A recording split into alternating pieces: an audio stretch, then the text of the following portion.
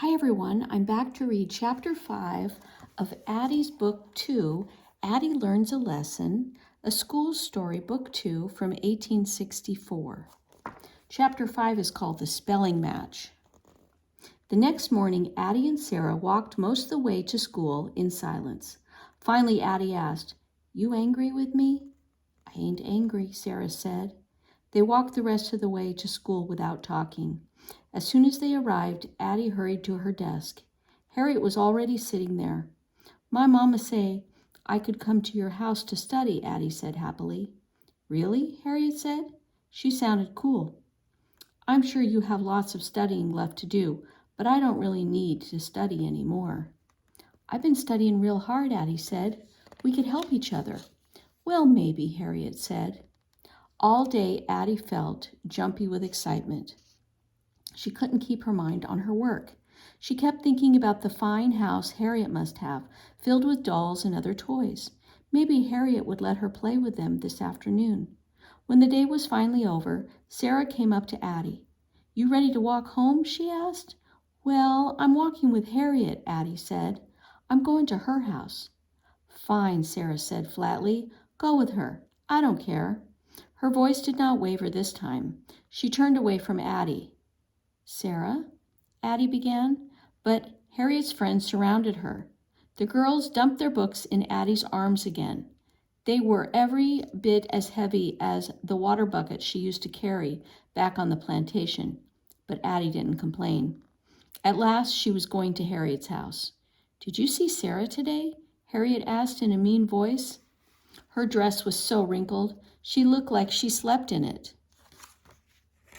Mavis added, and she had a big brown stain on the front of it.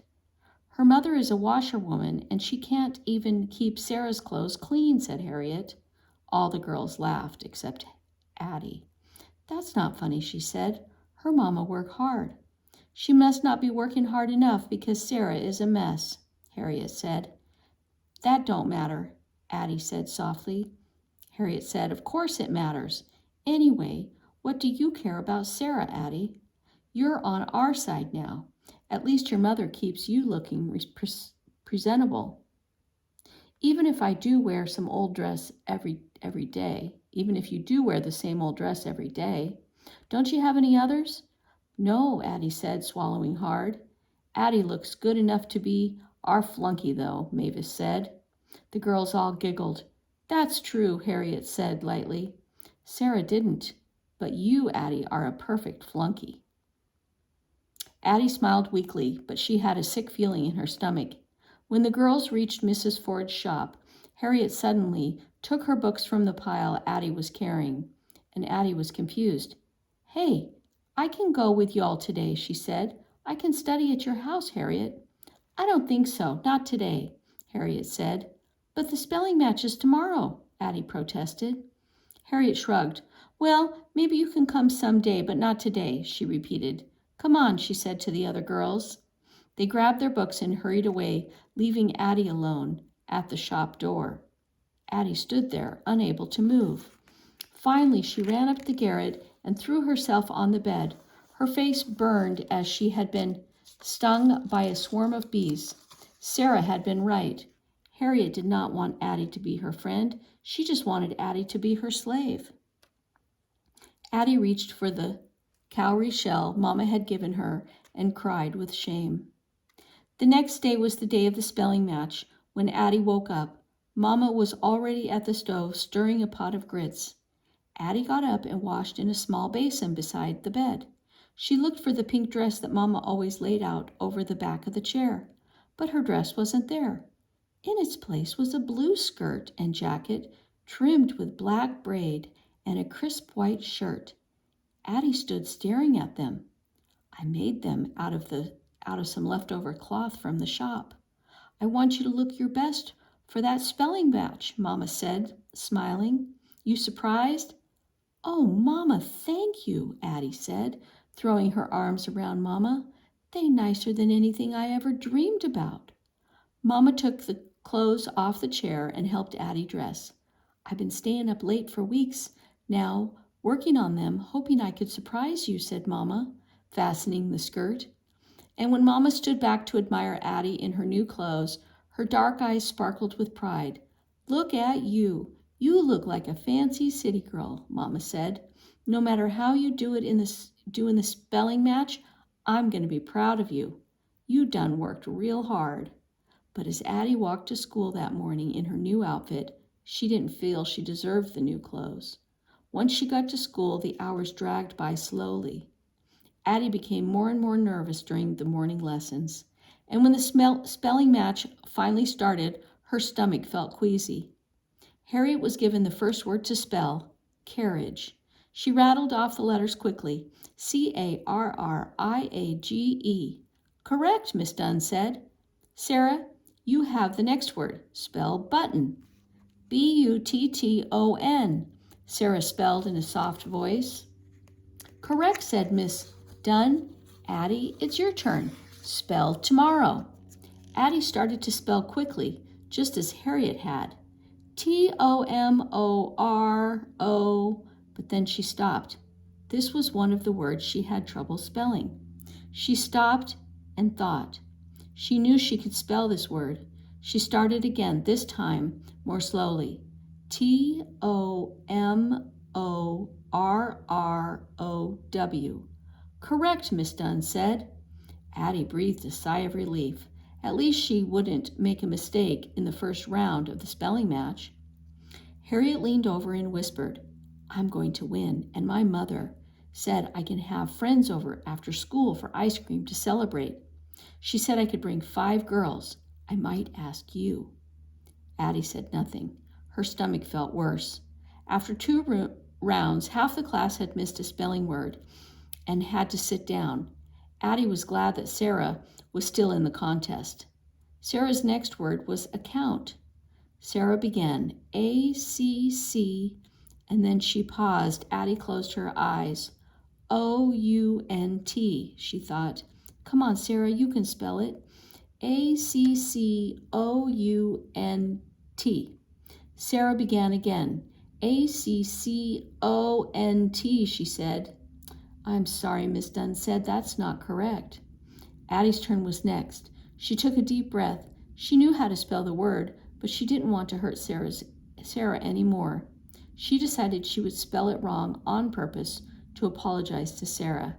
But before Miss Dunn called on Addie, Harriet whispered to her, "I can't believe Sarah missed such an easy one," she said.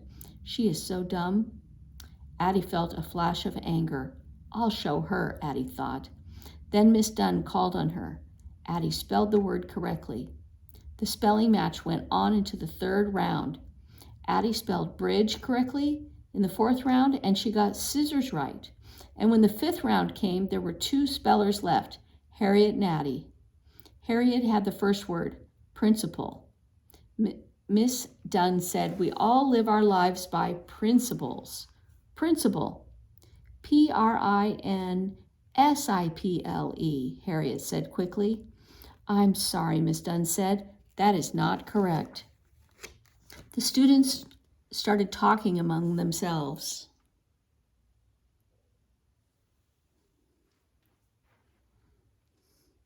"Quiet," Miss Dunn demanded. "Give Addie a chance to think in peace.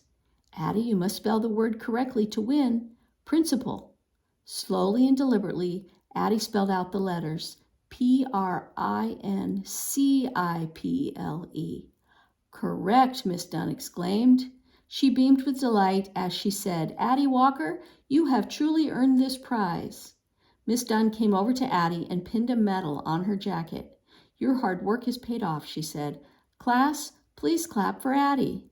The boys and girls clapped and cheered. It was time for lunch by then, and Miss Dunn announced that the class could eat outside because it was a warm day.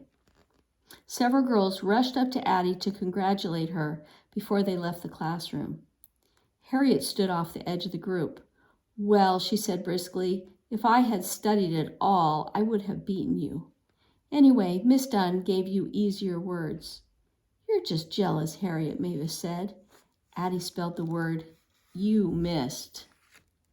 "I'm not jealous of her," Harriet shrugged, but Mavis was saying to Addie, "You have on such a pretty new outfit. Where did your mother buy it? She ain't buy it, she made it, Addie answered. It's so nice, Mavis said, touching the braid on the jacket. I wish my mother could sew like this. Harriet cut into the conversation. We're eating out on the front steps if you want to join us, she said to Addie. Come on, girls. Addie watched as Harriet and her friends went outside. Then she sat down at her desk, pretending she was looking for something inside it. She felt a hand on her shoulder. It was Miss Dunn. This is a very special day for you, Addie. Why are you in here all by yourself? The teacher asked.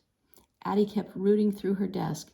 I don't think you'll find what you're looking for inside that desk, Addie, Miss Dunn said. Addie still did not look up.